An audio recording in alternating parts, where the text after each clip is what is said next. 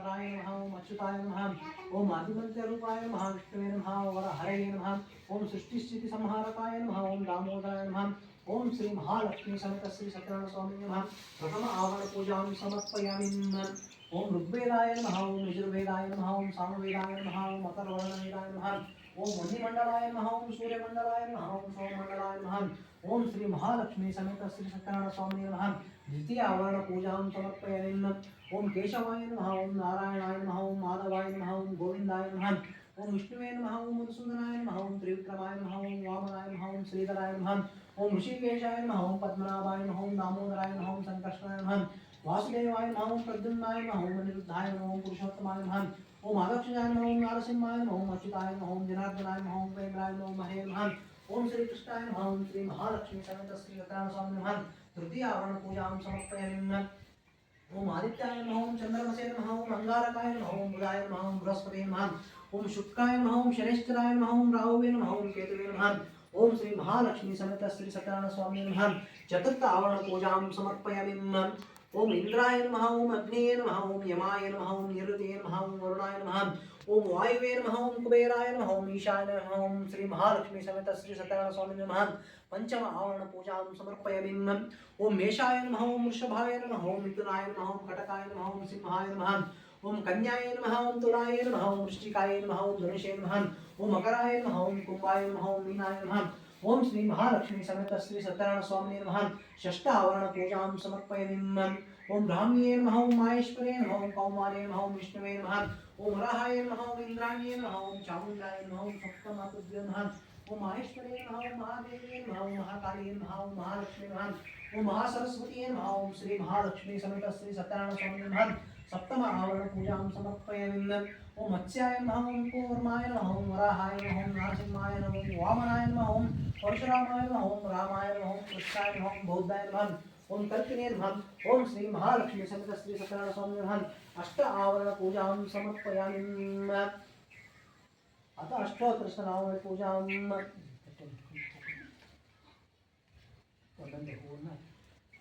स्वामी श्री महालक्ष्मी समेत श्री सत्यनारायण स्वामी नमः अष्टोत्तरनाम पूजां ओम सत्यदेवाय नमः ओम सत्यात्मने नमः ओम सत्यभूताय नमः ओम सत्यपारपुरुषाय नमः ओम सत्याय नमः ओम सत्यसाक्षिणे नमः ओम सत्ययोगाय नमः ओम सत्यज्ञानाय नमः ओम सत्यज्ञानप्रियाय नमः ओम सत्यनिधये नमः ओम सत्यसंभवाय नमः ओम सत्यप्रभवे नमः ओम सत्येश्वराय नमः ओम सत्यकर्मणे नमः ओम सत्यपवित्राय नमः ओम सत्यमंगलाय नमः ओम सत्यगर्भाय नमः ओम सत्यप्रजापतये नमः ओम सत्यविक्रमाय नमः ओम सत्यसिद्धिदाय नमः ओम सत्याच्युताय नमः ओम सत्यवीराय नमः ओम सत्यबोधाय नमः ओम सत्यधर्माय नमः ओम सत्याग्रजाय नमः ओम सत्यसंतुष्टाय नमः ओम सत्यवराहाय नमः ओम सत्यपारायणाय नमः ओम सत्यपूर्णाय नमः ओम सत्यऔषधाय नमः ओम सत्यशाश्वताय नमः ओम सत्यप्रवर्धनाय नमः ओम सत्यविभवे नमः ओम सत्यज्येष्ठाय नमः ओम सत्यविक्रमणे नमः ओम सत्यधन्विने नमः ओम सत्यमेधाय नमः ओम सत्याधीशाय नमः ओम सत्यवक्रमे नमः ओम सत्यकालाय नमः ओम सत्यवत्सलाय नमः ओम सत्यवसुदे नमः ओम सत्यमोघाय नमः ओम सत्यविद्याय नमः ओम सत्यब्रह्मणे नमः ओम सत्यामृताय नमः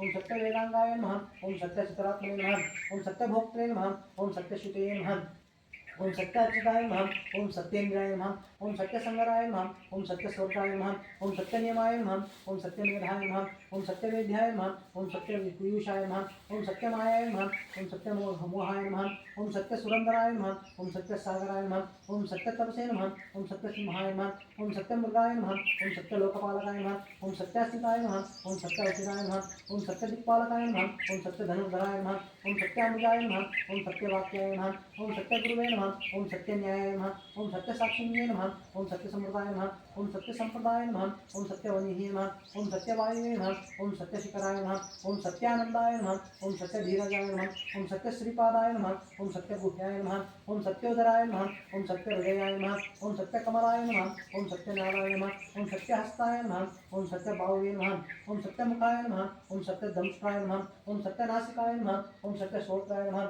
ओम सत्यचक्षुषे नमः ओम सत्यशिरसे नमः ओम सत्यमुकुटाय नमः ओम सत्याभरणाय नमः ओम सत्यायुधाय नमः ओम सत्यश्रीवल्लभाय नमः ओम सत्यगुप्ताय नमः ओम सत्यपुष्कराय नमः ओम सत्यदृढ़ाय नमः ओम सत्यभामरमाताय नमः ओम सत्यग्रहरूपिणे नमः ओम सत्यप्रहणाय नमः ओम श्री सत्यनारायण स्वामी देवताभ्यो नमः अष्टोत्तरशतनाम पूजां समर्पयामि। ಮಹಾಲಕ್ಷ್ಮಿ ಸಮೇತ ಅಂತ ಹೇಳಿದ್ವಿ. ಇಲ್ಲಿ ಕೂಡ ಮಹಾಲಕ್ಷ್ಮಿ ಸನ್ನಿಧಾನ ಇದೆ. ನಾರಾಯಣ ದೇವರಿಗೆ ಮಹಾಲಕ್ಷ್ಮಿ ಇರೋದ್ರಿಂದ ಮಹಾಲಕ್ಷ್ಮಿಯನ್ನು ಕುರಿತು ಅಷ್ಟೋತ್ತರ ಶ್ರವಣ ಪೂಜೆ ಆಗುತ್ತೆ. ಒಂದೊಂದೇ ಹೂವುಗಳನ್ನು ಮಹಾಲಕ್ಷ್ಮಿಗೆ ಏರ್ತಾ ಹೋಗಿ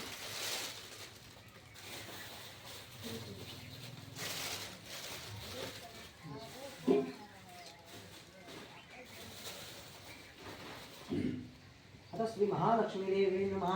अष्टोत्तर शतनामावली पूजा प्रारंभम। ओम प्रकृतिये नमः, ओम विकृतिये नमः, ओम विद्याये नमः, ओम सर्वभूतहितप्रदाय नमः, ओम श्रद्धाये नमः, ओम विमुक्ते नमः, ओम सुलभे नमः, ओम परमात्मकाय नमः, ओम वाच्ये नमः, ओम पद्ममालये नमः, ओम पद्माये नमः, ओम शुचिये नमः, ओम स्वाहाय नमः, ओम स्वधाय नमः, ओम सुधाय नमः, ओम धन्याय नमः, ओम हिरण्मये नमः, ओम लक्ष्मीये नमः, ओम नित्यपुष्टाय नमः, ओम विवार्ये नमः, ओम आदित्याय नमः, ओम दीप्त्ये नमः, ओम दीप्ताय नमः, ओम वसुधाय नमः, ओम वसुधारिण्ये नमः, ओम कमलाय नमः, ओम कांताय नमः, ओम कामाक्ष्ये नमः, ओम क्षीरसंभवाय नमः, ओम अनुग्रहप्रदाय नमः, ओम बुद्धये नमः, ओम अनघाय नमः, ओम हरिवल्लभाय नमः, ओम अशोकाय नमः, ओम अमृताय नमः, ओम दीप्त्ये नमः, ओम लोकशोक विनाशिन्ये नमः, ओम धर्मनिलयाय नमः, ओम कारुण्याय नमः, ओम लोकमात्रे नमः, ओम पद्मप्रियाय नमः, ओम पद्महस्ताय नमः, ओम पद्माक्ष्ये नमः, ओम पद्मसौन्दर्ये नमः, ओम पद्मोद्भवाय नमः, ओम पद्मोकाय नमः, ओम पद्मनाभप्रियाय नमः, ओम रमाय नमः, ओम पद्ममालधराय नमः, ओम देव्ये नमः, ओम पद्मिन्ये नमः, ओम पद्मगन्धिन्ये नमः, ओम पुण्यगन्धाय नमः, ओम सुप्रसन्नाय नमः, ओम प्रसादमुखे नमः, ओम प्रभाय नमः, ओम चंद्रवदनाय नमः, ओम चंद्राय नमः, ओम चंद्रसूर्यदेहाय नमः, ओम चतुर्भुजाय नमः, ओम चंद्ररूपाय नमः, ओम इंद्राय नमः, ओम इंदुशीतलाय नमः, ओम आह्लादजननीय नमः, ओम पुष्टाय नमः, ओम शिवाय नमः, ओम शिवकार्ये नमः, ओम सत्याय नमः, ओम विमलाय नमः, ओम विश्वजनीय नमः, ओम पुष्टिये नमः, ओम दारिद्र्यनाशिन्ये नमः, ओम प्रीतिपुष्करणे नमः, ओम शांतये नमः, ओम शुक्लमालंबरे नमः, ओम श्रिये नमः, ओम भास्कराय नमः, ओम बिल्वनिलये नमः, ओम वराहाय नमः, ओम यशस्विन्ये नमः, ओम वसुंधराय नमः, ओम उदरांगाय नमः, ओम हरिण्ये नमः, ओम हेममालिन्ये नमः, ओम धनधान्यकार्ये नमः, ओम सिद्धिये नमः, ओम शुभ्रप्रदाय नमः, ओम युगप्रशे नमः, ओम वरलक्ष्मीये नमः, ओम वसुप्रदाय नमः, ओम शुभाय नमः, ओम हिरण्यप्राकारे नमः, ओम समुद्रतनयाय नमः, ओम जयाय नमः, ओम मंगलाय नमः, ओम मंगलदेव्ये नमः, ओम विष्णुवक्षस्थलाय नमः, ओम विष्णुपत्नी नमः, ओम प्रसन्नाक्षी नमः, ओम नारायणमाश्रिताय नमः, ओम दारिद्र्यध्वंसिन्ये नमः, ओम देव्ये नमः, ओम सर्वोपद्रवनिवारिण्ये नमः, ओम नवदुर्गाय नमः, ओम महाकाल्ये नमः, ओम ब्रह्म विष्णु शिवात्मके नमः, ओम त्रिकालज्ञानसम्पन्ने नमः, ओम भुवनेश्वरे नमः। श्री महालक्ष्मी समेत श्री अष्टोत्तर शतनामावली पूजां समर्पयामि।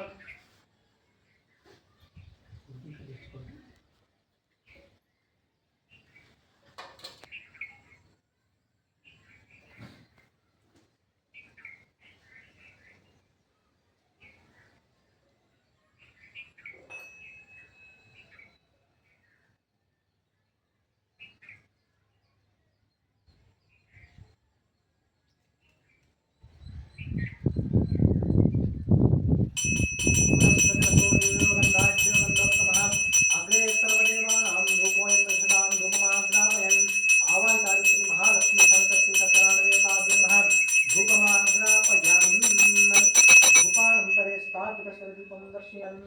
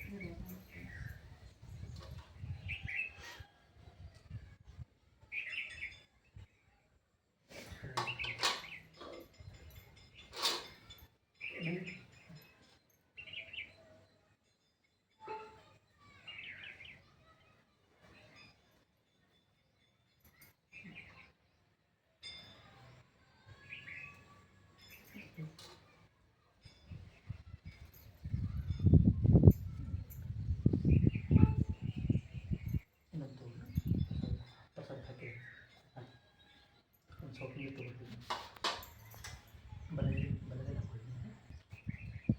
ಕಾಯಿ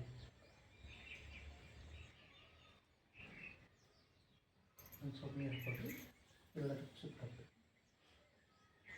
ಓಂ ಭೂರ್ಭುವಸ್ಸೋಂ ತತ್ಸವಿತುರ್ವರೆಣ್ಯಂ ಭರ್ಗೋ ದೇವಸ್ಯ ಧೀಮಹಿ ಧಿಯೋ ಯೋ ನಃ ಪ್ರಚೋದಯಾತ್ ತತ್तेन प्रचोदयात्. श्री लक्ष्मी सहित श्रीकरण देवताभ्यो महानैवेद्यं तर्पयामि. नैवेद्यार्थे महाप्रसादं नैवेदयामि. नानाफलं नैवेदयामि. कदलीफलं नैवेदयामि. नारिफलं नैवेदयामि. ಬಲ ಇಟ್ಕೊಟ್ಟು ದೇವರಿಗೆ ತೋರಿಸ್ತಾ ನಾನು ತೋರಿಸಿ ಬಿಡ್ತಾ ಹೋಗಿ. ಮಧ್ಯ ಪಾನೀಯಂ ಸಮರ್ಪಯಾಮಿ. ಹಸ್ತಪ್ರಕ್ಷಾಂ ಸಮರ್ಪಯಾಮಿ. ಮುಖಪ್ರಕ್ಷಾಂ ಸಮರ್ಪಯಾಮಿ. ಗಂಡೂಜಂ ಸಮರ್ಪಯಾಮಿ.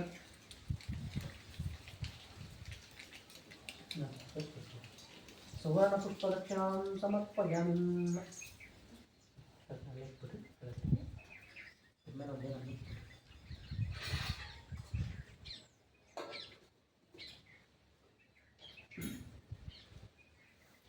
नारायणाय विद्महे वासुदेवाय धीमहि तन्नो विष्णुः प्रचोदयात्. महादेवी च विद्महे विष्णुपत्नी च धीमहि तन्नो लक्ष्मी प्रचोदयात्. ಶ್ರೀ ಸತ್ಯನಾರಾಯಣ ದೇವರ ವ್ರತಕಥೆಯ ಮೊದಲನೇ ಅಧ್ಯಾಯದಲ್ಲಿ ನಮಿಷಾರಣ್ಯವಾಸಿಗಳಾದ ಸಮಸ್ತ ಋಷಿಗಳು ಒಂದು ಕಾಲದಲ್ಲಿ ಪುರೋಣಯುಕ್ತವಾದ ಸೂತ ಮಹರ್ಷಿಗಳನ್ನು ಕುರಿತು, ಎಲೆ ಮುನಿವರನೇ, ಯಾವ ವ್ರತಾಚರಣೆಯಿಂದ ಅಥವಾ ಯಾವ ತಪಸ್ಸಿನಿಂದ ಅಭಿಷ್ಟವನ್ನು ಹೊಂದಬಹುದು, ಆ ಸಮಸ್ತವನ್ನು ಕೃಪೆಯಿಂದ ಹೇಳಬೇಕೆಂದು ಪ್ರಾರ್ಥಿಸಿದರು. ಆಗ ಸೂತ ಮಹರ್ಷಿಗಳು ಶೌನಿಕಾದಿಗಳನ್ನು ಕುರಿತು, ಎಲೆ ಮುನಿಗಳರ ಆಲಿಸಿರಿ. ಭಗವಂತನಾದ ಶ್ರೀಮನ್ನಾರಾಯಣನು ಪೂರ್ವದಲ್ಲಿ ದೇವರ್ಷಿಯಾದ ನಾರದರಿಗೋಸ್ಕರ ಯಾವುದನ್ನು ಹೇಳಿದನೋ ಆ ಸಮಸ್ತವನ್ನು ಹಾಗೆಯೇ ನುಡಿಯನು. ಸಾವಧಾನ ಚಿತ್ತರಾಗಿ ಕೇಳಿರಿ. ಲೋಕಾನುಗ್ರಹ ಮಾಡಬೇಕೆಂಬ ಬಯಕೆಯಿಂದ ನಾರದರು ಸಮಸ್ತ ಲೋಕಗಳನ್ನು ಸುತ್ತುತ್ತಾ ಭೂಲೋಕಕ್ಕೆ ಬಂದರು. ಅನಂತರ ಅಲ್ಲಿ ನಾನಾ ವಿಧವಾದ ಕಷ್ಟಗಳಿಂದ ಕೂಡಿದಂತಹ ಅನೇಕ ಯೋನಿಗಳಲ್ಲಿ ಉದ್ಭವಿಸಿದಂತಹ ತಮ್ಮ ಪೂರ್ವಾರ್ಜಿತ ಕರ್ಮ ಫಲಗಳಿಂದ ಕಷ್ಟಪಡುತ್ತಿರುವವರನ್ನು ನೋಡಿ, ಈ ಲೋಕದ ಸಂಕಟಗಳ ಪರಿಹಾರ ಯಾವ ಉಪಾಯದಿಂದ ಸಾಧ್ಯವಾಗಬಹುದೆಂದು ಮನಸ್ಸಿನಲ್ಲಿ ಯೋಚಿಸಿ ವೈಕುಂಠವನ್ನು ತಲುಪಿದರು. ಅಲ್ಲಿ ಶುಭ್ರವರ್ಣವುಳ್ಳವನಾಗಿಯೂ ನಾಲ್ಕು ತೋಳುಗಳು ಉಳ್ಳವನಾಗಿಯೂ ಇರುವ ಕಮಲಾಪತಿಯನ್ನು ಕಂಡು, ಎಲೆ ಅನಂತವಾದ ಪರಾಕ್ರಮವುಳ್ಳ ವಾಗ್ಮನಸ್ಸುಗಳಿಗೆ ಅಗೋಚರವಾದ ಆಕಾರವುಳ್ಳಂಥ, ಆದಿಯೂ ಮಧ್ಯವೂ ಕೊನೆಯೂ ಇಲ್ಲದಂತಹ ಸ್ವರೂಪನಾದಂಥ, ಸಕಲ ಭೂತಗಳಿಗೂ ಮೊದಲೇವನಾದಂಥ, ಭಕ್ತರ ಸಂಕಟವನ್ನು ಹೋಗಲಾಡಿಸುವಂತಹ ಸ್ವಾಮಿಯೇ, ನಿನಗೆ ನಮಸ್ಕಾರವೆನ್ನಲು ಆಗ ನಾರಾಯಣನು, ಎಲೆ ನಾರದ ಮಹರ್ಷಿಯೇ, ನಿನ್ನ ಮನಸ್ಸಿನಲ್ಲಿ ಏನುವುದು ಅದನ್ನು ಹೇಳಿದೆಯಾದರೆ ನಿನಗೆ ತಕ್ಕ ಸಮಾಧಾನವನ್ನು ಹೇಳುವುದು ಎನ್ನಲು ಆಗ ನಾರದರು, ಎಲೆ ಭಕ್ತವತ್ಸಲನೇ, ಭೂಲೋಕದಲ್ಲಿ ಹುಟ್ಟಿದಂಥ ಸಕಲ ಮಾನವರು ತಮ್ಮ ತಮ್ಮ ಪಾಪಕರ್ಮಗಳಿಂದ ದಹಿಸಲ್ಪಡುತ್ತಿರುವರು. ಸುಲಭದಲ್ಲಿ ಅವರ ಸಂಕಟ ಹೇಗೆ ಪರಿಹಾರವಾಗುವುದು, ಅದನ್ನು ನನ್ನಲ್ಲಿ ನೀನು ದಯತೋರಿ ತಿಳಿಸಬೇಕೆನ್ನಲು ಆಗ ಭಗವಂತನು, ನಾರದರೆ, ಪ್ರಪಂಚ ಅನುಗ್ರಹ ಆಕಾಂಕ್ಷೆಯುಳ್ಳ ನೀವು ಚೆನ್ನಾಗಿ ಕೇಳಿದಿರಿ. ಯಾವ ಕರ್ಮ ಮಾಡಿದರೆ ಮನುಷ್ಯನು ಅಜ್ಞಾನದಿಂದ ಬಿಡಲ್ಪಟ್ಟು ವಿಮುಕ್ತನಾಗುವನು, ಆ ರಹಸ್ಯವನ್ನು ಹೇಳುವನು ಕೇಳಿರಿ. ಸ್ವರ್ಗ ಮರ್ತ್ಯಲೋಕಗಳಲ್ಲಿ ದುರ್ಲಭವಾದ ಅತಿ ಪುಣ್ಯಕರವಾದ ಒಂದು ವ್ರತ ಉಂಟು. ಇಲೇ ಮಗುವೆ, ನನಗೆ ನಿನ್ನಲ್ಲಿರುವ ವಾತ್ಸಲ್ಯದಿಂದ ಈಗ ಅದನ್ನು ತಿಳಿಸುವನು.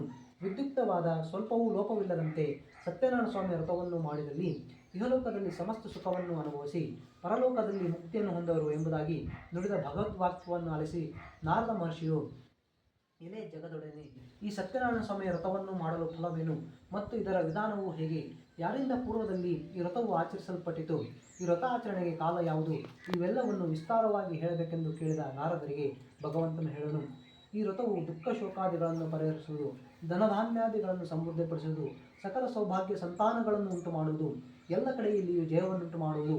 ಯಾವ ದಿನಗಳಲ್ಲಿ ಮನುಷ್ಯನಿಗೆ ಈ ವ್ರತವನ್ನು ಮಾಡಬೇಕೆಂಬ ಅಪೇಕ್ಷೆಯುಂಟಾಗುವುದೋ ಆ ದಿವಸ ಭಕ್ತಿ ಶ್ರದ್ಧೆಗಳಿಂದ ಕೂಡಿ ಸಾಯಂಕಾಲದಲ್ಲಿ ಶ್ರೀ ಸತ್ಯನಾರಾಯಣ ಸ್ವಾಮಿಯನ್ನು ಧ್ಯಾನಿಸಬೇಕು.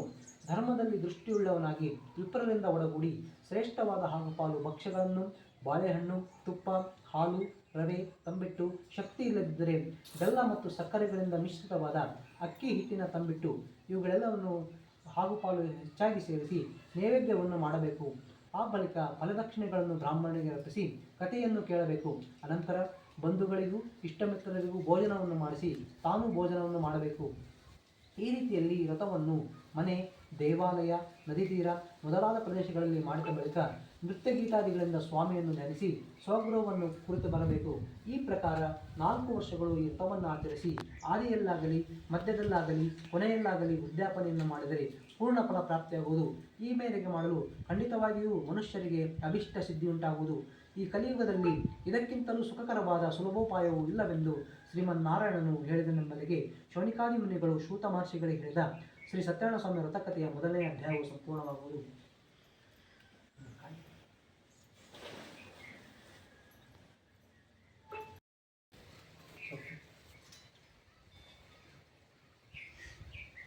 ओम भूर्भुवस्सुः तत्सवितुर्वरेण्यं भर्गो देवस्य धीमहि धियो यो नः प्रचोदयात् सत्यं वरिञ्चामि श्री सत्यनारायण स्वामी देवताभ्यो नमः।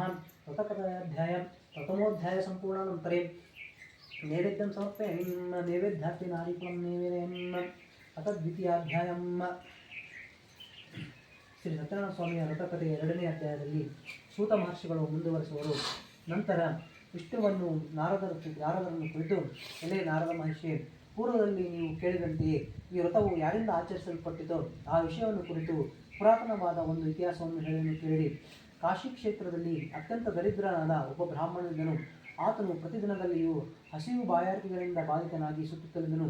ದೀನರಲ್ಲಿ ಅತ್ಯಂತ ದಯಾಳುವನಾದ ವಿಷ್ಣುವು ಬ್ರಾಹ್ಮಣನ ರೂಪದಲ್ಲಿ ಬಂದು ಆ ದೀನನನ್ನು ದಯೆಯಿಂದ ಕೇಳಿದನು. ಎಲೆ ಬ್ರಾಹ್ಮಣನೇ, ಪ್ರತಿದಿನದಲ್ಲೂ ಏತಕ್ಕಾಗಿ ದುಃಖಿಸುತ್ತಿರುವೆ ಎಂದು ಕೇಳಲು ಆಗ ಭೂಸುರನು ಹೀಗೆ ಹೇಳಿದನು. ಎಲೆ ಪ್ರಭುವೇ, ನಾನು ಅತಿ ದರಿದ್ರನು, ಭಿಕ್ಷಾರ್ಥವಾಗಿ ತಿರುಗುತ್ತಿರುವನು. ನಿನಗೇನಾದರೂ ಈ ದಾರಿದ್ರ್ಯ ಹರಣೋಪಾಯ ತಿಳಿದಿದ್ದರೆ ಕೃಪೆಯಿಂದ ಹೇಳಬೇಕು ಎನ್ನಲು ಆ ವೃದ್ಧ ಬ್ರಾಹ್ಮಣನು ಹೇಳುವನು. ಎಲೆ ಬ್ರಾಹ್ಮಣನೇ, ಸತ್ಯನಾರಾಯಣನೆಂದು ಕರೆಯಲ್ಪಡುವ ವಿಷ್ಣುವು ಕೋರಿದ ಇಷ್ಟಾರ್ಥಗಳನ್ನು ಕೊಡುವನು. ನೀನು ಆ ವ್ರತವನ್ನು ಮಾಡಿ ಸತ್ಯನಾರಾಯಣನನ್ನು ಪೂಜಿಸು.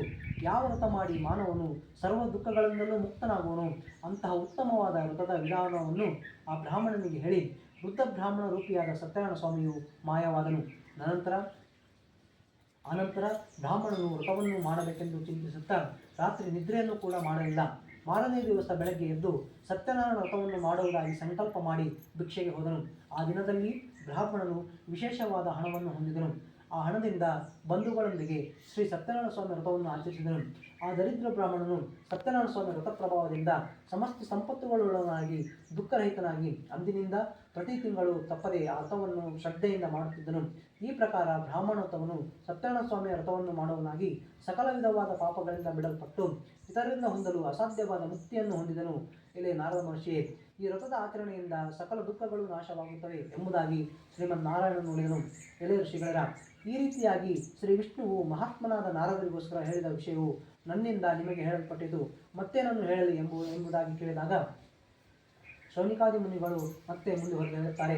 ಎಲೆ ಮಹರ್ಷಿಯೇ, ಈ ವ್ರತವನ್ನು ಆ ಬ್ರಾಹ್ಮಣನಿಂದ ಕೇಳಿ ಭೂಮಿಯಲ್ಲಿ ಮತ್ಯಾರಿಂದ ಆಚರಿಸಲ್ಪಟ್ಟಿದ್ದು ಆ ಸಮಸ್ತವನ್ನು ತಿಳಿಸಬೇಕು ಎನ್ನಲು ಆಗ ಸೂತ ಮಹರ್ಷಿಗಳು ಹೇಳುವರು. ಎಲೆ ಮುನಿವರರೇ, ಭೂಮಿಯಲ್ಲಿ ಈ ವ್ರತವು ಯಾರಿಂದ ಪೂರ್ವದಲ್ಲಿ ಆಚರಿಸಲ್ಪಟ್ಟಿದ್ದೋ ಆ ವಿಷಯವನ್ನು ಕೇಳಿ. ಒಂದು ಸಮಯದಲ್ಲಿ ಪೂರ್ವೋಕ್ತವಾದ ಆ ಬ್ರಾಹ್ಮಣನು ವಿಶೇಷವಾಗಿ ಪೂಜೋಪಕರಣಗಳಿಂದ ನೆಂಟರಿಷ್ಟರಿಂದಲೂ ಕೂಡಿದವನಾಗಿ ಆ ವ್ರತವನ್ನು ಆಚರಿಸಿದನು. ಆ ವೇಳೆಯಲ್ಲಿ ಕಟ್ಟಿಗೆ ಮಾರುವನೊಬ್ಬನು ಮನೆಯ ಹೊರಗಡೆ ಕಟ್ಟಿಗೆ ಹೊರೆಯನ್ನು ಇಳಿಸಿ ಬ್ರಾಹ್ಮಣನ ಮನೆಯನ್ನು ಪ್ರವೇಶಿಸಿದನು. ಬಹಳ ದಾಹದಿಂದ ಪೀಡಿತನಾಗಿದ್ದರೂ ಕೂಡ ಬ್ರಾಹ್ಮಣನು ಮಾಡಲ್ಪಡುತ್ತಿದ್ದ ವ್ರತವನ್ನು ನೋಡಿ ಏನೋ ಒಂದು ವಿಧವಾದ ಭಕ್ತಿ ಉಂಟಾಗಲು ಸಾಷ್ಟಾಂಗ ನಮಸ್ಕಾರವನ್ನು ಮಾಡಿ ಬ್ರಾಹ್ಮಣರನ್ನು ಕುರಿತು, ಎಲೆ ಸ್ವಾಮಿಯೇ, ನಿಮ್ಮಿಂದ ಆಚರಿಸಲ್ಪಡುತ್ತಿರುವ ಈ ಪೂಜೆ ಯಾವುದು? ಇದನ್ನು ಆಚರಿಸಿದರೆ ಎಂಥ ಫಲ ಹೊಂದಬಹುದೆಂದು ಕಟ್ಟಿಗೆ ಮಾರುವನು ಕೇಳಲು ಬ್ರಾಹ್ಮಣನು ಹೇಳುತ್ತಾನೆ. ಇದು ಸತ್ಯನಾರಾಯಣ ಸ್ವಾಮಿ ವ್ರತವು ಕೋರಿದ ಇಷ್ಟಾರ್ಥಗಳನ್ನು ಕೊಡುವಂತಹದ್ದು. ನನಗೆ ಈ ವ್ರತಾನುಗ್ರಹದಿಂದಲೇ ಧನಧಾನ್ಯಾದಿಯಾಗಿ ಸಂಪತ್ತುಗಳು ಉಂಟಾಯಿತೆಂದು ಹೇಳಲು ಕಟ್ಟಿಗೆ ಮಾರುವನು ಅತ್ಯಂತ ಸಂತೋಷದಿಂದ ಆ ಸ್ವಾಮಿಯ ಪ್ರಸಾದವನ್ನು ಸ್ವೀಕರಿಸಿ ಜಲಪಾನವನ್ನು ಮಾಡಿ ಆ ದಿವಸ ಕಟ್ಟಿಗೆ ಮಾರಿದ ಹಣದಲ್ಲಿ ಸತ್ಯನಾರಾಯಣ ಸ್ವಾಮಿ ವ್ರತವನ್ನು ಮಾಡಬೇಕೆಂದು ಆ ಸ್ವಾಮಿಯನ್ನು ಧ್ಯಾನಿಸುತ್ತಾ ತಲೆಯ ಮೇಲೆ ಕಟ್ಟಿಗೆ ಹೊರೆಯನ್ನಿಟ್ಟುಕೊಂಡು ಆ ಪಟ್ಟಣದಲ್ಲಿ ಪುಣ್ಯವಂತರಾದ ಧನಿಕರು ಎಲ್ಲಿರುವರೋ ಅಲ್ಲಿಗೆ ಹೋದರು. ಆ ದಿವಸ ಎಂದಿಗಿಂತಲೂ ದ್ವಿಗುಣವಾದ ಲಾಭವನ್ನು ಪಡೆದು ಆ ಹಣದಿಂದ ಚೆನ್ನಾಗಿ ಪಕ್ವವಾದ ಬಾಳೆಹಣ್ಣು, ಸಕ್ಕರೆ, ಬೆಲ್ಲ, ಹಾಲು, ಮೊಸರು, ಗೋಧಿ ಹಿಟ್ಟು ಇವೆಲ್ಲವೂ ಹೆಚ್ಚಾಗಿರುವಂತೆ ತೆಗೆದುಕೊಂಡು ತನ್ನ ಮನೆಯಲ್ಲಿ ಸೇರಿ ಬಂಧುಗಳೆಲ್ಲರನ್ನು ಕರೆಸಿ ಶಾಸ್ತ್ರೋಕ್ತವಾಗಿ ವ್ರತವನ್ನು ಮಾಡಲು ಆ ವ್ರತದ ಪ್ರಭಾವದಿಂದ ಸಕಲ ಸಂಪತ್ತುಗಳನ್ನು ಪಡೆದು ಅಂತ್ಯದಲ್ಲಿ ಶ್ರೀ ಸತ್ಯನಾರಾಯಣ ಸ್ವಾಮಿಯ ಲೋಕವನ್ನು ಪಡೆದನೆಂಬಲ್ಲಿಗೆ ಶ್ರೀ ಸತ್ಯನಾರಾಯಣ ಸ್ವಾಮಿಯ ವ್ರತಕಥೆಯ ಎರಡನೇ ಅಧ್ಯಾಯವು ಸಂಪೂರ್ಣವಾಗುವುದು.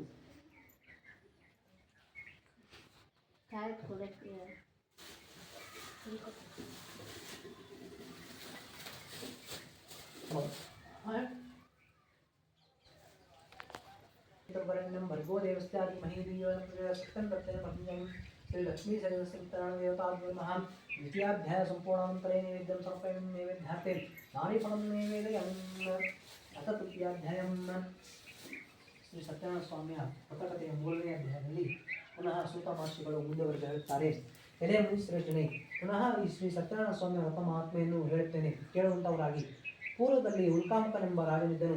ಜಿತೇಂದ್ರಿಯನಾಗಿಯೂ ಸತ್ಯವಾದಿಯಾಗಿಯೂ ಒಳ್ಳೆ ಬುದ್ಧಿಶಾಲಿಯಾಗಿಯೂ ಇದ್ದ ಆತನು ಪ್ರತಿ ದಿವಸವೂ ದೇವಾಲಯಕ್ಕೆ ಹೋಗಿ ದೇವತಾರಾಧನೆ ಮಾಡಿ ಬ್ರಾಹ್ಮಣನಿಗೆ ದ್ರವ್ಯವನ್ನು ಕೊಟ್ಟು ಬರುತ್ತಿದ್ದನು.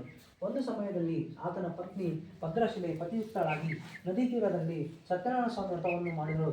ಆ ಸಮಯದಲ್ಲಿ ಒಬ್ಬ ವರ್ತಕನು ವ್ಯಾಪಾರಕ್ಕೋಸ್ಕರ ಬಹು ದ್ರವ್ಯಯುಕ್ತನಾಗಿ ಬಂದು ನಾವೆಯನ್ನು ದಡದಲ್ಲಿಯೇ ಬಿಟ್ಟು ರಾಜದರ್ಶನಾರ್ಥಿಯಾಗಿ ಬಂದು ವ್ರತವನ್ನು ಮಾಡುತ್ತಿರುವ ರಾಜನನ್ನು ಕಂಡು ವಿನಯದಿಂದ ಕೈ ಮುಗಿದು, ಎಲೆ ರಾಜನೇ, ಭಕ್ತಿಯುಕ್ತನಾಗಿ ಮನಃಶುದ್ಧಿಯಿಂದ ನೀನು ಮಾಡುತ್ತಿರುವುದೇನು? ಆ ಸಮಸ್ತವನ್ನು ಹೇಳಬೇಕೆಂದು ಕೇಳಲು ಆ ರಾಜನು, ಎಲೆ ವ್ಯಾಪಾರಿಯೇ, ಬಂಧುಗಳಿಂದ ಒಳಗೂಡಿ ಪುತ್ರ ಆಸಕ್ತನಾದ ನಾನು ಸಕಲ ಇಷ್ಟಾರ್ಥವನ್ನು ಕೊಡುವ ಶ್ರೀ ಸತ್ಯನಾರಾಯಣ ಸ್ವಾಮಿಯ ಪೂಜೆಯನ್ನು ಮಾಡುತ್ತಿರುವೆನೆನ್ನಲು, ಎಲೆ ರಾಜನೇ, ನನಗೂ ಸಂತಾನವಿಲ್ಲದ ಕಾರಣ ಈ ವ್ರತ ಪ್ರಭಾವದಿಂದ ನಿಶ್ಚಯವಾಗಿ ಸಂತಾನ ಉಂಟಾಗುವುದೆಂದು ನಂಬಿದ್ದೇನೆಯಾಗಿ ಈ ವ್ರತದ ವಿಧಾನವನ್ನು ತಿಳಿಸಬೇಕೆಂದು ಕೋರಿ ಆ ರಾಜನಿಂದ ವ್ರತದ ವಿಧಾನವನ್ನು ತಿಳಿದುಕೊಂಡು ವ್ಯಾಪಾರದಿಂದ ಹಿಂದಿರುಗಿ ಬಹು ಸಂತೋಷದಿಂದ ಮನೆಯನ್ನು ಸೇರಿ ಸಂತಾನ ಪ್ರಾಪ್ತಿಯಾದರೆ ಹಾಗೆಯೇ ಈ ವ್ರತವನ್ನು ತಪ್ಪದೆ ಮಾಡುತ್ತೇನೆಂದು ಹರಿಸಿಕೊಂಡನು. ಹೀಗಿರಲು ಒಂದು ದಿನ ಋತುಸ್ನಾತಳಾಗಿ ಲೀಲಾವತಿಯು ಪತಿಯೊಡನೆ ಸಂತೋಷದಿಂದ ಇರಲು ಶ್ರೀ ಸತ್ಯನಾರಾಯಣ ಸ್ವಾಮಿಯ ಪ್ರಭಾವದಿಂದ ಆ ದಿನದಿಂದಲೇ ಗರ್ಭವನ್ನು ಧರಿಸಿ 10ನೇ ತಿಂಗಳಲ್ಲಿ ಪುತ್ರಿಕಾ ರತ್ನವನ್ನು ಪಡೆದಳು. ಶುಕ್ಲ ಪಕ್ಷದ ಚಂದ್ರನೋಪಾದಿಯಲ್ಲಿ ಆ ಕನ್ಯಾಮಣಿಯು ದಿನದಿನಕ್ಕೂ ವೃದ್ಧಿಯನ್ನು ಪಡೆಯುತ್ತಾ ಕಲಾವತಿ ಎಂದು ನಾಮಕರಣ ಮಾಡಲ್ಪಟ್ಟಳು. ಆಗ ಲೀಲಾವತಿ ತನ್ನ ಪತಿಯನ್ನು ಕುರಿತು, ಎಲೆ ಸ್ವಾಮಿ, ಪೂರ್ವದಲ್ಲಿ ಸಂಕಲ್ಪಿಸಿದ ವ್ರತವನ್ನು ಇನ್ನೂ ಏತಕ್ಕಾಗಿ ಮಾಡಿಲ್ಲ ಎನ್ನಲಾಗಿ ಆಗ ವರ್ತಕನು ಮಗಳ ವಿವಾಹ ಕಾಲದಲ್ಲಿ ಮಾಡುವನೆಂದು ಹೇಳಿ ಸತಿಯನ್ನು ಸಮಾಧಾನಪಡಿಸಿ ವ್ಯಾಪಾರಕ್ಕಾಗಿ ಹೊರಟು ಹೋದನು. ಕಲಾವತಿಯು ವಿವಾಹ ವಯಸ್ಕಳಾಗಲು ಮಗಳನ್ನು ನೋಡಿ ತನ್ನ ಆಪ್ತರೊಡನೆ ಆಲೋಚಿಸಿ ಅವರ ಧರ್ಮ ಪದ್ಧತಿಯಂತೆ ಚಾರರನ್ನು ಕರೆದು ಜಾಗೃತೆಯಾಗಿ ಮಗಳ ವಿವಾಹಕ್ಕಾಗಿ ಅನುರೂಪವಾದ ವರನನ್ನು ಹುಡುಕಿಕೊಂಡು ಬರುವಂತೆ ಕಳಿಸಿದನು. ಈ ರೀತಿ ಆಜ್ಞಾಪಿಸಲ್ಪಟ್ಟ ಚಾರರು ಹೊರಟು ಕಾಂಚನವೆಂಬ ಪಟ್ಟಣದ ಒಬ್ಬ ವರ್ತಕನ ಕುಮಾರನನ್ನು ಕರೆತಂದರು. ಗುಣಾಢ್ಯನಾಗಿಯೂ ಸುಂದರನಾಗಿಯೂ ಬಾಲನಾಗಿಯೂ ಇರುವ ಆ ವರ್ತಕನ ವರನನ್ನು ನೋಡಿ ಆನಂದ ಚಿತ್ತರಾಗಿ ಆ ವರನಿಗೆ ತಮ್ಮ ಮಗಳನ್ನು ದಾರೆ ಎರೆದುಕೊಟ್ಟರು. ಧನಮದದಿಂದ ಕೂಡಿದ ಆ ವರ್ತಕನು ಮಗಳ ವಿವಾಹ ಕಾಲದಲ್ಲಿಯೂ ಶ್ರೀ ಸತ್ಯನಾರಾಯಣ ಸ್ವಾಮಿ ವ್ರತವನ್ನು ಆಚರಿಸಲಿಲ್ಲ. ಇದರಿಂದ ಸ್ವಾಮಿಗೆ ಅವನಲ್ಲಿ ಕೋಪ ಉಂಟಾಯಿತು. ಆ ಬಳಿಕ ವ್ಯಾಪಾರದಲ್ಲಿ ಬುದ್ಧಿಶಾಲಿಯಾದ ವರ್ತಕನು ಕಾಲವಶದಿಂದಲೂ ಸ್ವಕರ್ಮ ವಶದಿಂದಲೂ ಪ್ರೇರೇಪಿಸಲ್ಪಟ್ಟು ಹಳೆನಿಂದ ಒಳಗೂಡಿ ವ್ಯಾಪಾರಕ್ಕಾಗಿ ಜಾಗೃತಿಯಿಂದ ಹೊರಟು ಸಮುದ್ರ ದಡದಲ್ಲಿ ಮನೋಹರವಾದ ರತ್ನಸಾರವೆಂಬ ಪಟ್ಟಣದ ಬಳಿ ಶ್ರೀಮಂತನಾದ ಹಳೆಯನೊಡನೆ ವ್ಯಾಪಾರ ಮಾಡುತ್ತಿದ್ದನು. ಒಂದು ದಿನ ರಮಣೀಯವಾದ ಆ ಪಟ್ಟಣದ ಒಡೆಯನಾದ ಚಂದ್ರಕೇತುವೆಂಬ ರಾಜೇಂದ್ರನ ಗೃಹವನ್ನು ಕುರಿತು ಇವರಿಬ್ಬರೂ ಹೋಗುತ್ತಿರಲು ಆ ಕಾಲದಲ್ಲಿ ಮಾಡಿದ ಪ್ರತಿಜ್ಞೆಯನ್ನು ಮರೆತ ಆ ವರ್ತಕರನ್ನು ನೋಡಿ ಶ್ರೀ ಸತ್ಯನಾರಾಯಣ ಸ್ವಾಮಿಯು, ಎಲೆ, ನಿನಗೆ ಸಹಿಸಲು ಅಶಕ್ಯವಾದ ಬಹು ದುಃಖ ಉಂಟಾಗಲಿ ಎಂದು ಶಾಪವನ್ನಿತ್ತರು. ಅದೇ ಸಮಯದಲ್ಲಿ ಕಳ್ಳರು ರಾಜದ್ರವ್ಯವನ್ನು ಅಪಹರಿಸಿ ಆ ವರ್ತಕರಿರುವ ಪ್ರದೇಶದ ಕಡೆಗೆ ಓಡಿ ಬರುತ್ತಿದ್ದರು. ಅಷ್ಟರಲ್ಲಿ ರಾಜಭಟರು ಕಳ್ಳರನ್ನು ಹುಡುಕುತ್ತಾ ಬರುತ್ತಿರುವುದನ್ನು ನೋಡಿ ಆ ಕಳ್ಳರು ಆ ದ್ರವ್ಯವನ್ನು ಅಲ್ಲಿಯೇ ಬಿಟ್ಟು ಕಣ್ಣಿಗೆ ಕಾಣದ ಹಾಗೆ ಓಡಿದರು. ಆಗ ರಾಜಭಟರು ಆ ವರ್ತಕರ ಬಳಿಗೆ ಬಂದು ಅಲ್ಲಿ ರಾಜಧನವಿರುವುದನ್ನು ಕಂಡು ಇವರೇ ಕಳ್ಳರೆಂದು ಅವರಿಬ್ಬರನ್ನು ಹಗ್ಗಗಳಿಂದ ಕಟ್ಟಿ ಕಳ್ಳರು ಸಿಕ್ಕಿದರೆಂಬ ಸಂತೋಷದಿಂದ ಅವರನ್ನು ಎಳೆಯುತ್ತಾ ರಾಜನ ಸಮೀಪಕ್ಕೆ ಕರೆತಂದು, ಪ್ರಭುವೇ, ದ್ರವ್ಯ ಸಮೇತರಾದ ಇಬ್ಬರು ಕಳ್ಳರನ್ನು ಬಂಧಿಸುತ್ತೇವೆ, ವಿಚಾರಿಸಿ ಶಿಕ್ಷೆಯನ್ನು ಅಪ್ಪಣೆ ಕೊಡಿಸಬೇಕೆಂಬಾಗಿ ಹೇಳಲು ಬಳಿಕ ಆ ವರ್ತಕರು ವಿಚಾರಣೆ ಇಲ್ಲದೆ ರಾಜಾಜ್ಞೆಯಿಂದ ಹಗ್ಗಗಳಿಂದ ಕಟ್ಟಲ್ಪಟ್ಟು ಕಾರಾಗೃಹದಲ್ಲಿ ಇರಿಸಲ್ಪಟ್ಟರು. ಶ್ರೀ ಸತ್ಯನಾರಾಯಣ ಸ್ವಾಮಿಯ ಮಹಿಮೆಯಿಂದ ಇವರು ಮಾತನಾಡುವ ಮಾತುಗಳು ಯಾರಿಗೂ ಕೇಳಿಸುತ್ತಿರಲಿಲ್ಲ. ಚಂದ್ರಕೇತು ಎಂಬ ರಾಜನಿಂದ ಇವರಲ್ಲಿದ್ದ ಸಮಸ್ತ ಸಂಪತ್ತು ಗ್ರಹಿಸಲ್ಪಟ್ಟಿತು. ಇದಲ್ಲದೆ ಸ್ವಾಮಿಯ ಶಾಪದಿಂದ ಅವರ ಮನೆಗಳಲ್ಲಿ ಹೆಂಗಸರಿಗೆ ಬಹುವ್ಯಸನ ಉಂಟಾಯಿತು. ಮನೆಯಲ್ಲಿದ್ದ ದ್ರವ್ಯವು ಕಳ್ಳರಿಂದ ಅಪಹರಿಸಲ್ಪಟ್ಟಿತು. ಆದಿ ವ್ಯಾಧಿಗಳಿಂದಲೂ ಹಸಿವು ಬಾಯಾರಿಕೆಗಳಿಂದಲೂ ವರ್ತಕರ ಭಾರ್ಯರು ಆಹಾರಕ್ಕಾಗಿ ಮನೆಗಳನ್ನು ಸುತ್ತುತ್ತಿದ್ದರು. ಒಂದು ದಿನ ಕಲಾವತಿಯು ಹಸುವಿನ ಬಾಧೆಯಿಂದ ಒಬ್ಬ ಬ್ರಾಹ್ಮಣನ ಮನೆಗೆ ಹೋಗಲು ಅಲ್ಲಿ ಶ್ರೀ ಸತ್ಯನಾರಾಯಣ ಸ್ವಾಮಿ ವ್ರತವನ್ನು ಮಾಡುತ್ತಿದ್ದ ಅವರನ್ನು ಕಂಡು ಪೂಜೆಯಾಗುವವರೆಗೂ ಅಲ್ಲಿಯೇ ಇದ್ದು ಸ್ವಾಮಿಗೆ ಹರಿಸಿಕೊಂಡು ಪ್ರಸಾದವನ್ನು ಸ್ವೀಕರಿಸಿ ರಾತ್ರಿಯನ್ನು ಕಳೆದು ತನ್ನ ಮನೆಯನ್ನು ಸೇರಿದಳು. ತಾಯಿ ಕಲಾವತಿಯನ್ನು ಕಂಡು ಅತಿ ಪ್ರೀತಿಯಿಂದ, ಮಗಳೇ, ರಾತ್ರಿ ನೀನು ಎಲ್ಲಿದ್ದೆ? ನಿನ್ನ ಮನಸ್ಸಿನಲ್ಲಿ ಏನಿರುವುದೆಂದು ಕೇಳಲು ಕಲಾವತಿಯು, ಅಮ್ಮ, ಒಬ್ಬ ಬ್ರಾಹ್ಮಣನು ತನ್ನ ಮನೆಯಲ್ಲಿ ಇಷ್ಟಾರ್ಥವನ್ನುಂಟು ಮಾಡುವ ಸತ್ಯನಾರಾಯಣ ಸ್ವಾಮಿ ವ್ರತವನ್ನು ಮಾಡುತ್ತಿದ್ದ, ನಾನು ಅದನ್ನು ನೋಡುತ್ತಿದ್ದೆ ಎಂದು ಹೇಳಿದಾಗ ಮಗಳ ಮಾತನ್ನು ಕೇಳಿ ಆ ವ್ರತವನ್ನು ಮಾಡಲು ತಾನೂ ಯತ್ನಿಸಿ ಬಹು ಸಂತೋಷದೊಡನೆ ಬಂಧುಗಳಿಂದ ಒಳಗೂಡಿ ಸತ್ಯನಾರಾಯಣ ವ್ರತವನ್ನು ಮಾಡಿ, ಎಲೆ ಸ್ವಾಮಿ, ನನ್ನ ಪತಿಯ ಅಪರಾಧವನ್ನು ಕ್ಷಮಿಸಿ ಅವರು ಮತ್ತು ಅಳಿಯನು ಜಾಗೃತಿಯಾಗಿ ಮತ್ತು ಕ್ಷೇಮವಾಗಿ ಹಿಂದಿರುಗಿ ಬರುವಂತೆ ಅನುಗ್ರಹಿಸಬೇಕೆಂದು ಬೇಡಿಕೊಳ್ಳಲು ಸಂತೋಷಗೊಂಡ ಶ್ರೀ ಸತ್ಯನಾರಾಯಣ ಸ್ವಾಮಿಯು ಚಂದ್ರಕೇತು ಎಂಬ ರಾಜನಿಗೆ ಕನಸಿನಲ್ಲಿ ಕಾಣಿಸಿಕೊಂಡು, ಎಲೆ ರಾಜನೇ, ನಾಳೆ ಪ್ರಾತಃ ಕಾಲದಲ್ಲಿ ನೀನು ಬಂಧನದಲ್ಲಿಟ್ಟಿರುವ ಆ ವರ್ತಕರು ನಿನ್ನಿಂದ ಗ್ರಹಿಸಲ್ಪಟ್ಟಿರುವ ಅವರ ದ್ರವ್ಯದೊಡನೆ ಬಿಡಲ್ಪಡಲಿ. ಇಲ್ಲದಿದ್ದರೆ ನಿನ್ನ ರಾಜ್ಯ, ಧನ, ಪುತ್ರ ಸಮೇತನಾದ ನಿನ್ನನ್ನು ನಾಶ ಮಾಡುತ್ತೇನೆ ಎಂದು ಹೇಳಿ ಮಾಯವಾದನು. ಆ ಮಾರನೆಯ ದಿವಸ ರಾಜನು ಸಿಂಹಾಸರೂಢನಾಗಿ ಸಭಾಜನರಿಗೆ ತನ್ನ ಕನಸಿನ ವೃತ್ತಾಂತವನ್ನು ತಿಳಿಸುತ್ತಾ ಬಂಧನದಲ್ಲಿರುವ ವರ್ತಕರನ್ನು ಬಿಡುಗಡೆ ಮಾಡಿ ಆ ವರ್ತಕರನ್ನು ಕುರಿತು ವಿಶ್ವಾಸದಿಂದ ಹೀಗೆ ಹೇಳಿದನು: ಎಲೆ ವರ್ತಕರೇ, ದೈವಯತ್ನದಿಂದ ನಿಮಗೆ ದುಃಖವು ಪ್ರಾಪ್ತಿಯಾಯಿತು. ಇನ್ನು ನೀವು ಭಯಪಡಬೇಕಾದ್ದಿಲ್ಲ ಎಂದು ಹೇಳಿ ಅವರ ಸಂಕೋಲೆಗಳನ್ನು ತೆಗೆಸಿ ವಸ್ತ್ರ ಆಭರಣಗಳಿಂದ ಅವರನ್ನು ಅಲಂಕರಿಸಿ ಅವರನ್ನು ಸಂತೋಷಗೊಳಿಸಿ ಪೂರ್ವದಲ್ಲಿ ಅಪಹರಿಸಿದ್ದ ಅವರ ದ್ರವ್ಯಕ್ಕೆ 2ರಷ್ಟು ದ್ರವ್ಯವನ್ನು ಕೊಟ್ಟು, ವರ್ತಕರೇ, ಸಂತೋಷದೊಡನೆ ಇನ್ನು ನಿಮ್ಮ ಸ್ಥಳಕ್ಕೆ ಹೋಗಿ ಬನ್ನಿ ಎನ್ನಲು ವರ್ತಕರು ರಾಜನಿಗೆ ನಮಸ್ಕರಿಸಿ ಸ್ವಸ್ಥಾನವನ್ನು ಕುರಿತು ತೆರಳಿದರೆಂಬುದಕ್ಕೆ ಸೂತ ಮಹರ್ಷಿಗಳು ಶೌನಿಕಾದಿ ಮುನಿಗಳಿಗೆ ಹೇಳಿದ ಶ್ರೀ ಸತ್ಯನಾರಾಯಣ ಸ್ವಾಮಿಯ ವ್ರತಕಥೆಯ 3ನೇ ಅಧ್ಯಾಯವು ಸಂಪೂರ್ಣವಾಗುವುದು. ತೃತೀಯಾಧ್ಯಾಯಾನಂತರೇ ನೈವೇದ್ಯಂ ಸಮರ್ಪಯಾಮಿ. ನೈವೇದ್ಯಾತೆ ನಾರಿಪಂ ನೈವೇದ್ಯಂ. ಶ್ರೀ ಸತ್ಯನಾರಾಯಣ ಸ್ವಾಮಿಯ ವ್ರತಕಥೆಯ 4ನೇ ಅಧ್ಯಾಯದಲ್ಲಿ ಪುನಃ ಸೂತ ಮಹರ್ಷಿಗಳು ಶೌನಿಕಾದಿಗಳನ್ನು ಕಂಡು, ಎಲೆ ಋಷಿಗಳೇರ, ಆ ವೈಶ್ಯನು ಅಳಿಯನೊಡನೆ ಮಂಗಳ ಸ್ನಾನವನ್ನು ಮಾಡಿ ನಿತ್ಯ ಕರ್ಮಗಳನ್ನು ಪೂರೈಸಿ ಬ್ರಾಹ್ಮಣರಿಗೆ ದ್ರವ್ಯವನ್ನು ದಾನ ಮಾಡಿ ಸ್ವಗ್ರಾಮವನ್ನು ಕುರಿತು ತೆರಳಿದನು. ಸ್ವಲ್ಪ ದೂರ ಹೋಗುವಷ್ಟರಲ್ಲಿಯೇ ಸತ್ಯನಾರಾಯಣ ಸ್ವಾಮಿಯು ಸನ್ಯಾಸಿಯ ವೇಷಧಾರಿಯಾಗಿ ಬಂದು, ಎಲೆ ವರ್ತಕನೇ, ನಿನ್ನ ಹಡಗಿನಲ್ಲಿರುವುದೇನೆಂದು ಕೇಳಿದನು. ಧನಮದಾಂಧರಾದ ಆ ವರ್ತಕರು ಅವರನ್ನು ಹೀಯಾಳಿಸುವುದರಿಂದಲೂ ಹಾಸ್ಯದಿಂದಲೂ, ಎಲೆ ಸನ್ಯಾಸಿಯೇ, ನೀನು ಏತಕ್ಕಾಗಿ ಕೇಳುತ್ತಿರುವೆ? ಹಣವಿರುವುದರಿಂದ ಭ್ರಾಂತಿಯಿಂದ ಅದನ್ನು ಅಪಹರಿಸಲು ಕೇಳುತ್ತಿರುವೆಯಾ? ನಮ್ಮ ಹಡಗಿನಲ್ಲಿ ಎಲೆ ಬಳ್ಳಿಗಳಿರುವುದು ಮತ್ತೇನೂ ಇಲ್ಲವೆನ್ನಲು ಈ ರೀತಿ ನುಡಿದ ಅಸತ್ಯ ವಾಕ್ಯವನ್ನು ಕೇಳಿ ಸ್ವಾಮಿಯು ನಿಮ್ಮ ಮಾತು ಯಥಾರ್ಥವಾಗಲಿ ಎಂದು ಹೇಳಿ ಹೊರಟು ಹೋಗಲು ವರ್ತಕರು ಸ್ವಲ್ಪ ದೂರ ಪ್ರಯಾಣ ಮಾಡಿ ಸಮುದ್ರ ದಡ ಸೇರಿದ ಮೇಲೆ ನಿತ್ಯ ಕರ್ಮಗಳನ್ನು ಮುಗಿಸಿಕೊಂಡು ಪುನಃ ಹಡಗನ್ನು ಹತ್ತಿದಾಗ ಅದರಲ್ಲಿರುವ ಎಲೆ ಬಳ್ಳಿಗಳನ್ನು ಕಂಡು ವರ್ತಕರು ದುಃಖದಿಂದ ಹಾಗೆಯೇ ಮೂರ್ಛೆ ಹೋದರು. ಪುನಃ ಎಚ್ಚೆತ್ತವನಾಗಿ ದ್ರವ್ಯ ಹೋದ ದುಃಖದಿಂದ ಪ್ರಲಾಪಿಸುತ್ತಿರುವ ಮಾವನನ್ನು ಕಂಡು, ಎಲೆ ಮಾವನೇ, ಏತಕ್ಕೆ ವ್ಯಸನಿಪಡುತ್ತಿ? ಸನ್ಯಾಸಿಯಿಂದ ಶಾಪ ಕೊಡಲ್ಪಟ್ಟಿತು. ಆದುದರಿಂದಲೇ ನಮ್ಮ ಪದಾರ್ಥಗಳೆಲ್ಲವೂ ಈ ರೀತಿಯಾಗಿ ಎಲೆ ಬಳ್ಳಿಯಾಗಿ ಹೋಗಿದೆ.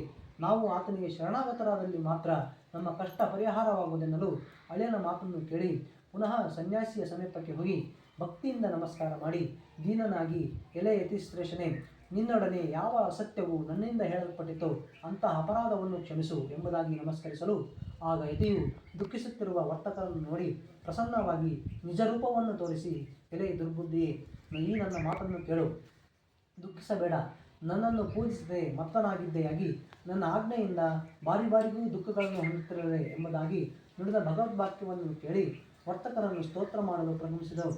ಎಲೆ ಸ್ವಾಮಿಯೇ, ಬ್ರಹ್ಮಾದಿ ಸಮಸ್ತ ದೇವತೆಗಳು ಕೂಡ ನಿನ್ನ ಆಶ್ಚರ್ಯಕರ ಗುಣಗಳನ್ನು ತಿಳಿಯದೆ ಮಾಯೆಯಿಂದ ಮೋಹಿತರಾಗಿರುವವರಲ್ಲಿ ಮೂಢರಾದ ನಾವು ನಿನ್ನ ನಿಜ ಸ್ವರೂಪವೇನೆಂದು ತಿಳಿಯಲು ಸಾಧ್ಯ? ವಿದ್ಯುಕ್ತವಾಗಿ ನಿನ್ನ ಪೂಜೆಯನ್ನು ಮಾಡುವನು. ನಮ್ಮಲ್ಲಿ ಕಳುಹಿಸು. ಪೂರ್ವದಲ್ಲಿ ನಮ್ಮಿಂದ ಮಾಡಲ್ಪಟ್ಟ ಅಪರಾಧವನ್ನು ಕ್ಷಮಿಸಿ ನಮ್ಮನ್ನು ರಕ್ಷಿಸು ಎಂದು ಭಕ್ತಿಯಿಂದ ಪ್ರಾರ್ಥಿಸಲು ಸ್ವಾಮಿಯು ಅವರಿಗೆ ಅನೇಕ ವರಗಳನ್ನು ಮತ್ತು ಪೂರ್ವಜನವನ್ನು ಅನುಗ್ರಹಿಸಿ ಮಾಯವಾದನು. ನಂತರ ವರ್ತಕರು ಹಡಗಿನಲ್ಲಿ ದ್ರವ್ಯ ತುಂಬಿರುವುದನ್ನು ಕಂಡು ಸತ್ಯನಾರಾಯಣ ಸ್ವಾಮಿಯ ದಯೆಯಿಂದ ನಮ್ಮ ಇಷ್ಟಾರ್ಥಗಳು ನೆರವೇರಿತೆಂದು ಸಜ್ಜನರಿಂದ ಒಳಗೂಡಿ ಯಥಾವಿಧಿಯಾಗಿ ಸ್ವಾಮಿಯನ್ನು ಪೂಜಿಸಿ ಆತನ ಅನುಗ್ರಹದಿಂದ ಸಂತೋಷಿತರಾಗಿ ಸಕಲ ಸಂಭ್ರಾಂತಗಳೊಡನೆ ನಮ್ಮ ದೇಶದ ಸಮೀಪಕ್ಕೆ ಬಂದು ಅಳಿಯನನ್ನು ಕುರಿತು ರತ್ನಪುರವೆಂಬ ನಮ್ಮ ದೇಶವು ಸಿಕ್ಕಿತು ಎಂದು ಹೇಳಿ ತಮ್ಮ ಆಗಮನದ ಸಮಾಚಾರವನ್ನು ಸೇವಕನ ಮೂಲಕ ಹೇಳಿ ಕಳಿಸಿದನು. ಆ ದೂತನು ಪಟ್ಟಣವನ್ನು ಪ್ರವೇಶಿಸಿ ವರ್ತಕನ ಮನೆಯನ್ನು ಸೇರಿ, ಅಮ್ಮ, ಅಳಿಯನೊಡನೆ ನಿಮ್ಮ ಪತಿಯು ದ್ರವ್ಯಗಳಿಂದಲೂ ಬಂಧುಗಳಿಂದಲೂ ಕೂಡಿ ಈ ಪಟ್ಟಣದ ಬಳಿಗೆ ಬರುತ್ತಿದ್ದಾರೆಂಬ ಶುಭವಾರ್ತೆಯನ್ನು ತಿಳಿಸಲು ಪತಿವ್ರತೆಯಾದ ವರ್ತಕನ ಸತಿಯು ಸಂತೋಷದಿಂದ ಶ್ರೀ ಸತ್ಯನಾರಾಯಣ ಸ್ವಾಮಿಯನ್ನು ಪೂಜಿಸಿ ಮಗಳನ್ನು ಕುರಿತು, ಪತಿಗಳ ದರ್ಶನಾರ್ಥವಾಗಿ ಶೀಘ್ರವಾಗಿ ಹೊರಡೋಣ, ಸಿದ್ಧಳಾಗು ಎಂದು ಹೇಳಲು ತಾಯಿಯ ಮಾತನ್ನು ಕೇಳಿ ಕಲಾವತಿಯು ಮಾಡುತ್ತಿದ್ದ ವ್ರತವನ್ನು ಮುಗಿಸಿ ಪ್ರಸಾದವನ್ನು ಸ್ವೀಕರಿಸದೆ ಪತಿಯ ದರ್ಶನಾರ್ಥವಾಗಿ ತಾಯಿಯೊಡನೆ ತೆರಳಿದಳು. ಇದರಿಂದ ಕೋಪಗೊಂಡ ಸತ್ಯನಾರಾಯಣ ಸ್ವಾಮಿಯು ಧನಯುಕ್ತವಾದ ಹಡಗಿನೊಂದಿಗೆ ಅವಳ ಪತಿಯನ್ನು ಜಲದಲ್ಲಿ ಮುಳುಗಿಸಿದನು. ಬಳಿಕ ಕಲಾವತಿಯು ಪತಿಯನ್ನು ಕಾಣದೆ ದುಃಖದಿಂದ ಭೂಮಿಯಲ್ಲಿ ಬಿದ್ದಳು. ಆಗ ಲೀಲಾವತಿಯು ಮಗಳ ಅವಸ್ಥೆಯನ್ನು ಕಂಡು ಪತಿಯೊಡನೆ ಹಡಗಿನಲ್ಲಿ ಇದ್ದ ಅಳಿಯನು ತಕ್ಷಣದಲ್ಲಿ ಹೇಗೆ ಮಾಯವಾದನು? ಇದೆಲ್ಲವೂ ಸತ್ಯನಾರಾಯಣ ಸ್ವಾಮಿಯ ಮಹಾತ್ಮನಲ್ಲೇ ಉಂಟಾಗಿದೆ. ಆತನ ಮಹಾತ್ಮ ತಿಳಿಯಲು ಯಾರಿಗೆ ತಾನೇ ಸಾಧ್ಯ ಎಂಬುದಾಗಿ ಮಗಳನ್ನು ಅಪ್ಪಿಕೊಂಡು ದುಃಖಿಸಿದಳು. ಪತಿಯನ್ನು ಕಳೆದುಕೊಂಡ ದುಃಖಿತಳಾದ ಕಲಾವತಿಯು ತನ್ನ ಪತಿ ನಷ್ಟವಾದ್ದರಿಂದ ವ್ಯಥೆಯಿಂದ ಪತಿಯ ಪಾದುಕೆಯನ್ನು ತೆಗೆದುಕೊಂಡು ಅವರೊಂದಿಗೆ ಸಹಗಮನವನ್ನು ಮಾಡಬೇಕೆಂದು ನಿಶ್ಚಯಿಸಲು ಮಗಳ ಕಷ್ಟವನ್ನು ನೋಡಿದಾಗಿ ಆ ವ್ಯಾಪಾರಿಯು ಆತನ ಪತ್ನಿಯು ಶೋಕದಿಂದ ಸಂತಪ್ತರಾಗಿ ಆಲೋಚನೆ ಮಾಡುತ್ತಾ ಆ ಹಡಗು ಮಾಯವಾಗಿರುವುದು ಸತ್ಯನಾರಾಯಣ ಸ್ವಾಮಿ ಮಾಯಿಂದಲೇ ಉಂಟಾಗಿದೆ, ಅಥವಾ ನಾನು ಸತ್ಯನಾರಾಯಣ ದೇವರ ಮಾಯಾಪಾಶದಿಂದ ಭ್ರಾಂತರಾಗಿ ಇರುವೆನೋ, ಇದು ಯಾವುದು ತಿಳಿಯುವುದಿಲ್ಲ ಎಂದು ಯೋಚಿಸಿ ಎಲ್ಲರ ಸಮಕ್ಷಮದಲ್ಲಿ ನಾನು ಆಪತ್ಬಾಂಧವನಾದ ಸತ್ಯನಾರಾಯಣ ದೇವರ ಪೂಜೆಯನ್ನು ಮಾಡುತ್ತೇನೆ ಎಂದು ಹೇಳಿ ಹೀಗೆ ಪ್ರಾರ್ಥನಾ ವಚನವನ್ನು ಹೇಳಿ ಸತ್ಯನಾರಾಯಣನಿಗೆ ಪುನಃ ಭೂಮಿಯ ಮೇಲೆ ದೀರ್ಘವಾಗಿ ನಮಸ್ಕಾರ ಮಾಡಿದನು. ಆಗ ದೀನ ಪಾಲಕನಾದ ಸತ್ಯನಾರಾಯಣನು ಸಂತೋಷಗೊಂಡನು. ತದನಂತರ ಭಕ್ತವತ್ಸಲನ ಸತ್ಯನಾರಾಯಣ ಕೃಪೆಯಿಂದ ಆಕಾಶವಾಣಿಯು ನುಡಿದಿದ್ದೇನೆಂದರೆ, ಎಲೆ ವೈಶ್ಯನೇ, ನಿನ್ನ ಮಗಳು ಪ್ರಸಾದವನ್ನು ಸ್ವೀಕರಿಸದೆ ತನ್ನ ಪತಿಯನ್ನು ನೋಡಲು ಬಂದಿದ್ದರಿಂದ ಆಕೆಯ ಪತಿಯು ನಿಶ್ಚಯವಾಗಿ ಮಾಯವಾಗಿದ್ದಾನೆ. ಇದಕ್ಕೋಸ್ಕರ ಮನೆಗೆ ಹೋಗಿ ಸ್ವಲ್ಪವಾದರೂ ಪ್ರಸಾದವನ್ನು ಸ್ವೀಕಾರ ಮಾಡಿ ಬಂದರೆ ಪತಿಯನ್ನು ಹೊಂದಳೆಂದು ನುಡಿಯಲು ಆಕಾಶವಾಣಿಯ ವಾಕ್ಯವನ್ನು ಕೇಳಿದವಳಾಗಿ ಬೇಗನೆ ಸ್ವಗೃಹಕ್ಕೆ ಹೋಗಿ ಪ್ರಸಾದವನ್ನು ಭಕ್ಷಣೆ ಮಾಡಿ ಹಿಂದಿರುಗಲು ಅಲ್ಲಿ ಪತಿಯನ್ನು ಕಂಡು ಕಲಾವತಿಯು ಆನಂದದಿಂದ, ಎಲೆ ತಂಗಿಯೇ, ಈಗ ಮನೆಗೆ ಹೋಗೋಣ, ನಡೆಯಿರಿ, ವಿಳಂಬ ಏತಕ್ಕೆ ಮಾಡುತ್ತೀರಿ ಎನ್ನಲು ಮಗಳ ಮಾತಿನಿಂದ ಆ ವೈಶ್ಯನಿಗೆ ಬಹಳ ಸಂತೋಷ ಉಂಟಾಯಿತು. ಅನಂತರ ಯಥಾವಿಧಿಯಿಂದ ಶ್ರೀ ಸತ್ಯನಾರಾಯಣ ಸ್ವಾಮಿಯ ದೇವರ ಪೂಜೆ ಮಾಡಿದನು. ಮತ್ತು ಪ್ರತಿ ಮಾಸದಲ್ಲೂ ಪೌರ್ಣಿಮಾ ಸಂಕ್ರಾಂತಿ ಈ ವರ್ಷಕಾಲದಲ್ಲಿ ಸತ್ಯನಾರಾಯಣ ಪೂಜೆಯನ್ನು ಮಾಡುವಂತವನಾದನು. ಈ ಪ್ರಕಾರ ಅವನು ವಿಧಿಯುಕ್ತ ಸತ್ಯನಾರಾಯಣ ವ್ರತಾಚರಣೆಯನ್ನು ಮಾಡಿ ಈ ಮರ್ತ್ಯಲೋಕಗಳಲ್ಲಿ ಸಕಲ ಸುಖಗಳನ್ನು ಅನುಭವಿಸಿ ನಂತರ ಸತ್ಯಲೋಕವನ್ನು ಹೊಂದಿದೆಂಬಲ್ಲಿಗೆ ಸೂತ ಮಹರ್ಷಿಗಳು ಶೌನಿಕಾಯಿ ಮುನಿಗಳಿಗೆ ಹೇಳಿದ ಶ್ರೀ ಸತ್ಯನಾರಾಯಣ ಸ್ವಾಮಿಯ ವ್ರತಕಥೆಯ 4ನೇ ಅಧ್ಯಾಯವು ಸಂಪೂರ್ಣವಾಗುವುದು.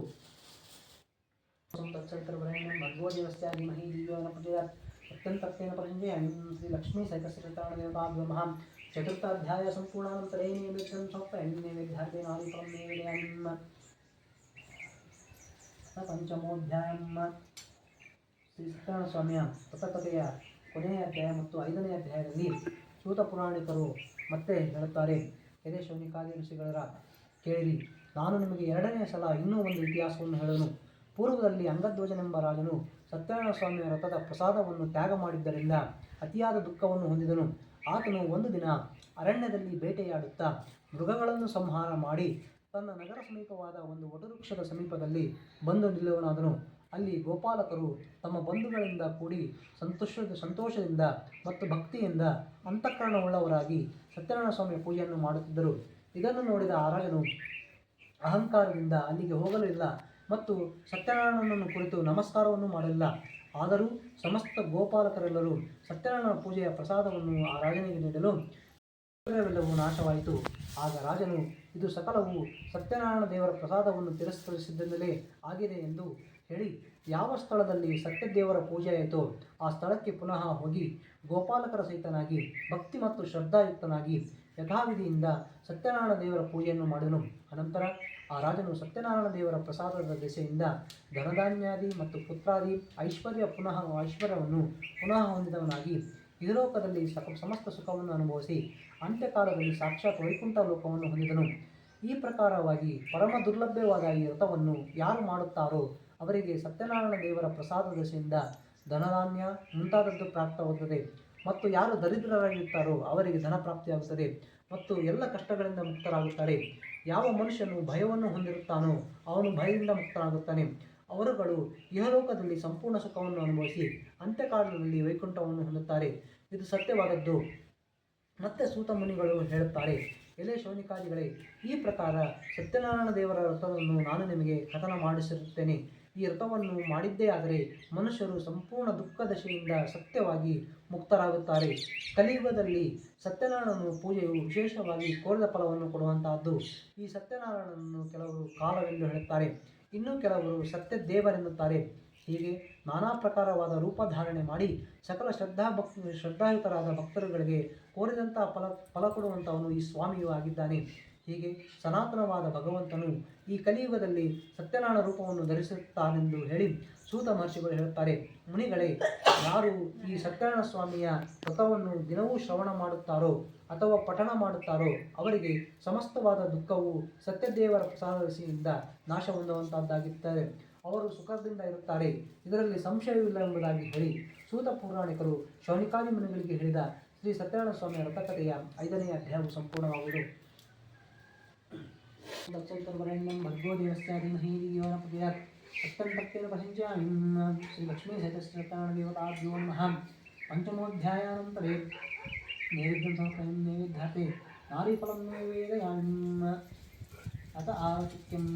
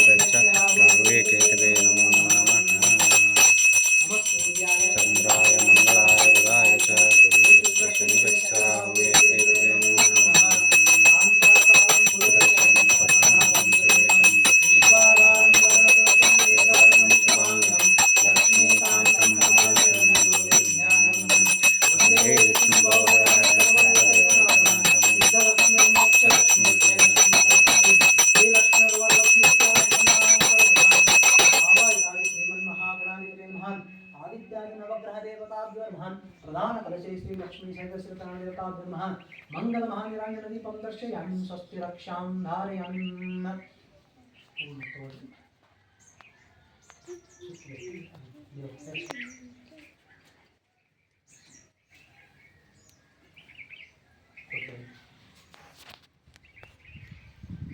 वाराध्वजाय विद्महे अंजनीतनयाय धीमहि तन्नो हनुमान् प्रचोदयात् तत्पुरुषाय विद्महे महादेवाय धीमहि तन्नो रुद्रः प्रचोदयात् एकदन्ताय विद्महे वक्रतुण्डाय धीमहि तन्नो दन्ते प्रचोदयात् हंसाय विद्महे परमहंसाय धीमहि तन्नो हंसः प्रचोदयात् यो विदादो सुरप्रोक्षो वेदान्ते च प्रतिष्ठितः तस्य प्रकृतिलीनस्य यत्परस्तु महेश्वरः सांघ्राय सायुधाय सशक्तिकाय सपरिवाराय सर्वालंकारभूषितभूषिताय भारतीरमणमुख्यप्राणन्तर्गत श्री लक्ष्मी सहितनाम सकल राजोपचारपूजार्थे वेदोक्तपुष्पाणि समर्पयामि लक्ष्मीरमण गोविंद गोविंद सीतारमण गोविंद गोविंद लक्ष्मणाग्रज गोविंद गोविंद आंजनेयवರದ गोविंद गोविंद गुड्डद तिಮ್ಮಪ್ಪ गोविंद गोविंद सत्यनारायण गोविंद